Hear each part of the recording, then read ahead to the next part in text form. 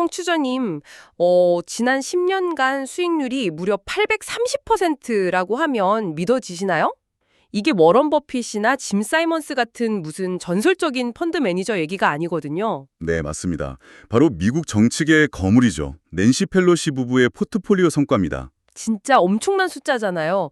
투자 정보 사이트 큐버펀트 보니까 이 수익률이 같은 기간 S&P 500 시장 수익률을 그냥 가볍게 3배 이상 뛰어넘더라고요.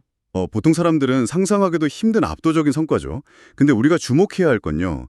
이분들이 단순히 운이 좋았다거나 막 감각적으로 주식을 잘 골랐다는 게 아니라는 겁니다. 아, 그러면 약간 다른 차원의 통찰력이 있다는 말씀이신가요? 그렇죠. 글로벌 자본이 도대체 어디로 흘러가는지, 그리고 워싱턴의 정책이 어느 산업에 돈줄을 풀어주는지를 가장 높은 곳에서 꿰뚫어 보고 있다는 뜻이거든요. 네네, 맞아요. 그래서 오늘 청취자님과 함께 다뤄볼 이번 심층 탐구 주제를 가져왔습니다. 유튜브 채널 알레의 주식 세계에서 발췌한 낸시 펠로시가 2026년에 새로 매수한 6개 주식이라는 영상인데요. 이 자료가 참 흥미롭더라고요. 그렇죠. 근데 우리가 오늘 단순히 이분들 장바구니에 무슨 주식이 담겼나 이거 나열하려고 모인 게 아니잖아요. 네, 절대 아니죠. 자, 이제 하나씩 짚어보죠. 오늘 우리의 미션은 세계 최고위급 내부자가 자본을 어떻게 배치하는지 그 전략을 완전히 해체하는 겁니다. 그래서 그 이면에 숨겨진 메가 트렌드를 청취자님의 무기로 만들어드리는 게 목표거든요. 본격적으로 들어가기 전에 제가 한 가지 좀 명확히 짚고 넘어갈 맥락이 있는데요. 네, 어떤 부분이죠? 오늘 자료를 보면 막 저탄소라던가 ESG 같은 단어들이 자주 등장해요. 이게 사실 펠로시가 속한 민주당의 핵심 정책 기조들이잖아요. 그렇죠. 아무래도 정치인이니까요. 근데 우리는 오늘 이런 정책들이 정치적으로 옳다 그르다 이걸 논하려는 게 전혀 아닙니다. 철저하게 자본주의의 렌즈로만 볼 거예요. 아, 완전히 객관적인 시각에서 돈의 흐름만 보겠다는 말씀이군요. 네, 그러니까 최고위 의사결정권자가 자기가 가장 잘하는 정책적 방향성을 어떻게 실제 투자에 써먹어서 초과 수익을 냈는지 딱 그 메커니즘만 파고들 겁니다. 아주 좋습니다. 사실 정책이라는 게 결국 규제 아니면 보조금이고 그게 곧 거대한 돈의 흐름이니까요. 그럼 바로 첫 번째 핵심 테마인 AI 인프라부터 파헤쳐 볼까요? 네, 이 포트폴리오를 보면 펠로시는 유행하는 AI 소프트웨어 회사를 산 게 아니더라고요. AI가 실제로 돌아가기 위해 무조건 필요한 근본을 샀습니다. 그 근본의 첫 번째 타자가 보니까 역시 엔비디아네요. 올해만한 37만 5천 달러치를 샀더라고요. 엔비디아가 지금 AI 칩 시장의 90%를 장악한 절대 강자라는 건 뭐 이미 청취자님들도 다 아시는 사실일 텐데요. 그렇죠. 뉴스에 매일 나오니까요. 원본 영상에서 짚어낸 작년 실적을 보면 진짜 기용적이에요. 매출이 2,150억 달러인데 그중에 절반 이상이 순이익이거든요. 게다가 두 지표 모두 60% 이상 성장했습니다. 와, 그 덩치의 60% 성장이면 진짜 경이롭긴 하네요. 근데 잠깐만요. 여기서 좀 비판적으로 태클을 걸어보고 싶은데요. 네, 말씀하시죠. 최근 주가 흐름 보면 작년 11월에 최고점 찍고 나서 사실상 계속 횡보하거나 약간씩 빠지고 있잖아요. 월가 리포트들도 보면 AMD가 막 추격해 오고 있고 빅테크들도 이제 자체 칩 만든다고 하니까 마진율 떨어질 거다 이런 경고가 많거든요. 네네, 피크아웃 우려가 있죠. 그니까요. 펠로시는 이런 거시적인 리스크를 다 무시하고 그냥 고점에 불린 거 아닐까요? 이게 과연 좋은 투자일까 싶어서요. 그 의구심이 바로 우리 같은 일반 시장 참여자들이 흔히 빠지는 함정입니다. 여기서 정말 매력적인 부분이 나오는데요. 영상의 유튜버가 아주 날카롭게 분석한 가치평가 메커니즘을 봐야 해요. 가치평가요? 퍼 같은 거 말씀하시는 건가요? 네, 보통 우리가 주식 비싸냐 싸냐 볼 때 PER, 주가 수익 비율을 많이 보잖아요.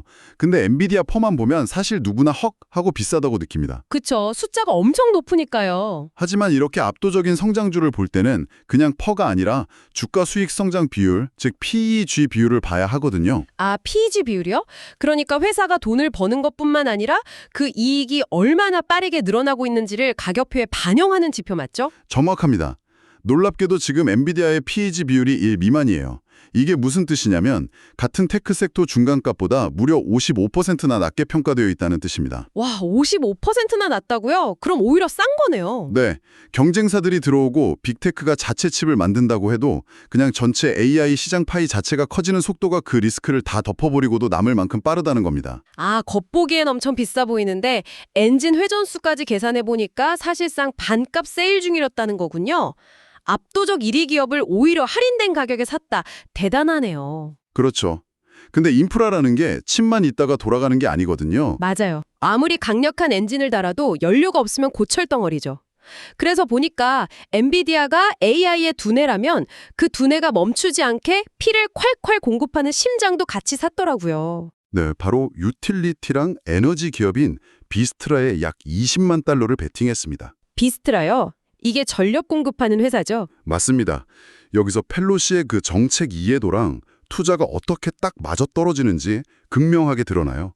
지금 AI 데이터 센터들이 그야말로 전기를 엄청나게 먹는 하마잖아요. 그쵸. 챗 GPT 답변 하나 할 때마다 전기 엄청 쓴다고 하던데요. 네, 막대한 전력이 필요한데 문제는 데이터 센터 특성상 1초라도 전기가 끊기면 치명적이라는 거예요.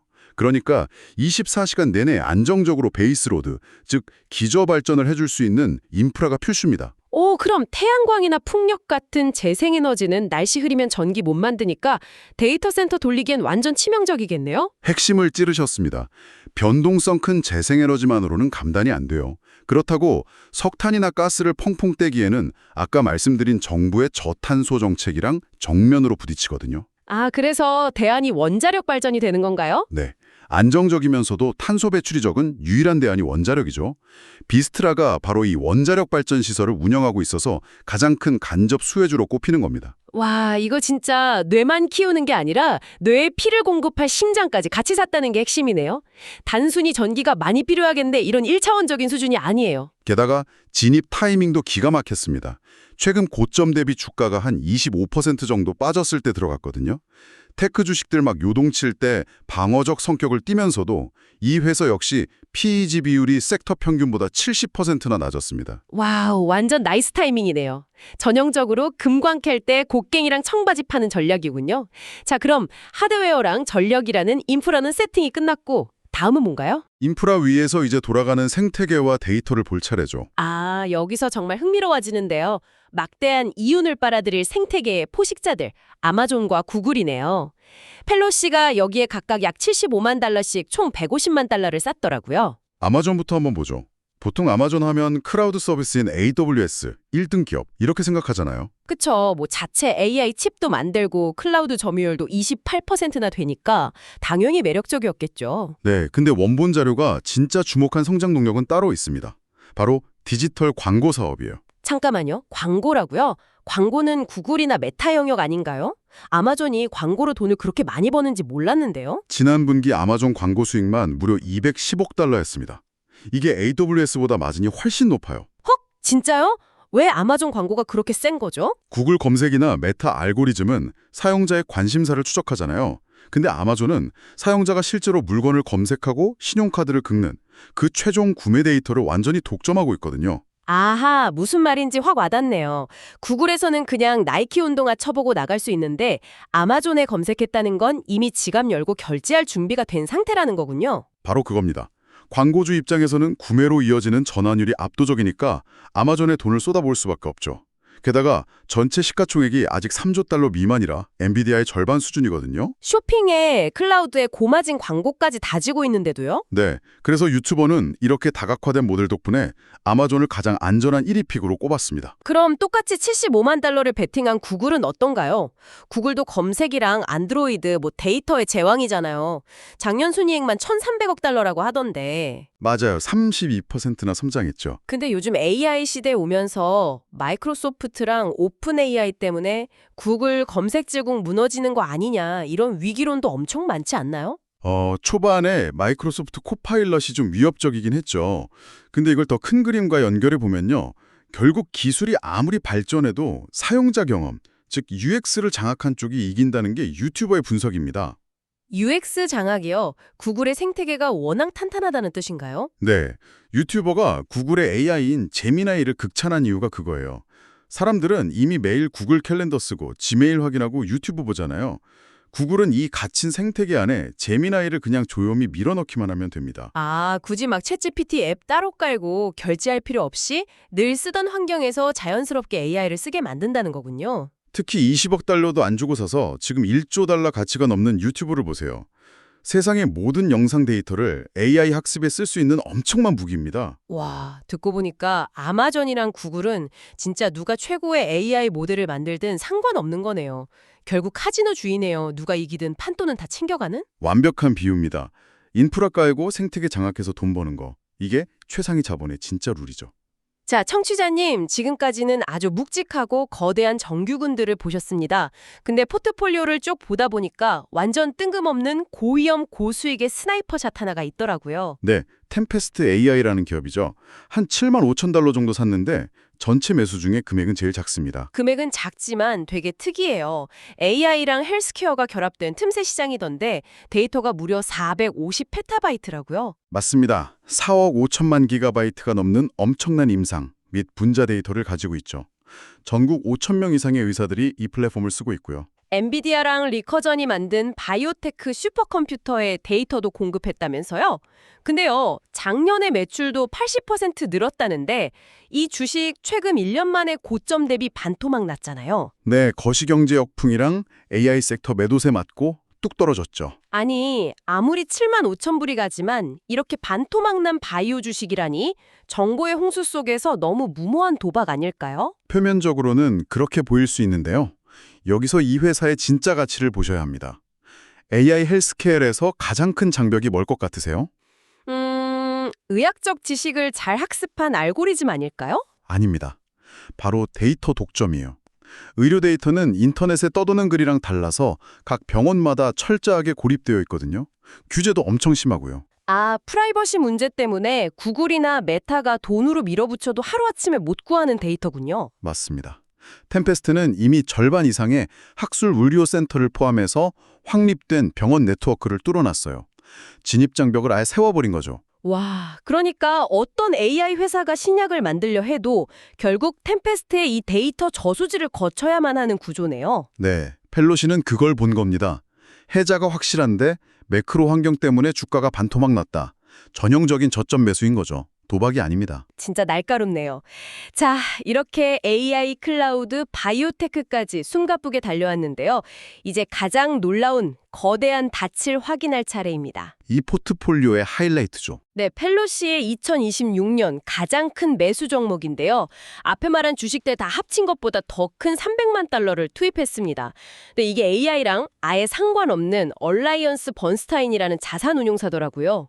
대체 왜죠? 이 300만 달러짜리 매수는요, 어떤 사업을 하느냐보다 기업 구조 자체가 핵심입니다. 이 회사는 마스터 합자 회사, 즉 MLP 구조로 되어 있거든요. MLPO? 이게 좀 생소한데 청취자님들 이해하기 쉽게 설명 좀 부탁드려도 될까요? 쉽게 말해서 회사가 돈을 벌면 보통 법인세를 내잖아요. 근데 MLP 구조는 현금 흐름의 대부분을 주주들에게 배당금으로 다 쏴주면 법인세를 아예 면제받습니다. 와, 세금 낼 돈을 전부 주주한테 준다고요? 그래서 배당 수익률이 10%나 되는 거였군요. 네, 엄청나죠? 유튜버는 이 주식이 너무 성장이 없고 지루하다며 꼴찌로 매겼거든요. 젊은 유튜버 시각에선 그럴 수 있죠. 근데 자산 규모가 큰 펠로시 입장에서는요. 완전히 다르죠? 이건 아주 중요한 질문을 던집니다. 자산을 막 물리는 단계랑 이미 벌어둔 막대한 자산을 보존하는 단계는 전략이 다르거든요. 300만 달러의 10%면 주가 변동 상관없이 매년 30만 달러 현금이 꽂히는 겁니다. 아, 진짜 무릎을 탁 치게 되네요. 앞에 주식들이 하늘을 나는 로켓이라면 이건 포트폴리오 전체가 공중분해되지 않게 꽉 잡아주는 무거운 닫히자 거대한 금고인 거잖아요. 전형적인 바벨 전략이죠. 한쪽 끝엔 초고위험 AI 혁신 자산을 두고 다른 한쪽 끝엔 절대 흔들리지 않는 10%짜리 현금 방어주를 둔 겁니다. 와, 오늘 진짜 큰 그림 하나 제대로 배웠습니다. 청취자님, 어떻게 들으셨나요? 펠로시의 투자는 그냥 유행하는 종목을 쫓는 게 아니라 인프라, 생태계, 독점 데이터, 그리고 거대한 방어선까지 입체적으로 짜여 있었죠. 네, 청취자님들도 새로운 트렌드를 보실 때 이 프레임워크를 꼭 적용해 보셨으면 좋겠네요. 맞아요. 내 포트폴리오에 인프라는 있는지, 생태계 승자는 누구인지 한번 점검해 보시기 바랍니다. 오늘 방송을 마무리하면서 제가 청취자님들께 도발적인 질문 하나 던져드리고 싶은데요. 좋죠. 어떤 건가요? 최고급 내부 정보를 가진 정치인이 AI 혁명에 베팅하면서도 정작 가장 큰 현금인 300만 달러는 10% 배당 주는 제일 지루한 방어주에 넣었단 말이죠. 한번 곰곰이 생각해 보세요. 갑자기 좀 소름 돋으려고 하는데요. 어쩌면 그들이 기술 섹터의 미래를 확신하면서도 동시에 단기적으로 올 수 있는 시장의 거대한 충격이나 변동성을 남몰래 대비하고 있다는 뜻 아닐까요? 아, 폭풍이 오기 전에 미리 단단한 닻을 내려놓은 걸 수도 있겠네요. 이 여운이 꽤 오래 갈 것 같습니다. 오늘 이심충 탐구가 청취자님의 투자 시야를 한층 더 넓혀주었길 바라면서요. 저희는 다음 시간에 또 흥미로운 탐구로 찾아뵙겠습니다. 함께해 주셔서 감사합니다.